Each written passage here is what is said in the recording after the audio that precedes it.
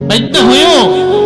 আমার মার আখড়াতে রেখেছে কি একটাই কথা, একটাই ব্যথা, বাবা তোর বেশি পড়া লাগবে না, শুধু আমার জানাজার নামাজ পড়াবে,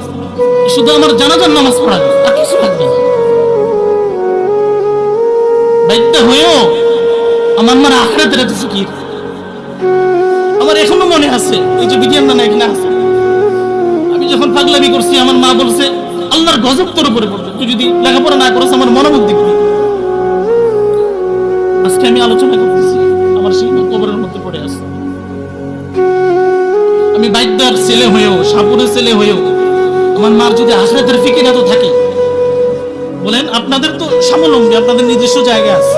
আমার মা আমার জন্য কিছু দিয়ে যেতে পারেনি, আমি চাইও না কিছু, আমার মাটির পায়ের তলার মাটি পর্যন্ত দিয়ে যেতে পারেনি, কিন্তু আমার মা, আমি বিশ্বাস রাখি আমার জন্য দোয়া দিয়ে গেছে আমার মা, আমি এটা বিশ্বাস রাখি। আমার মা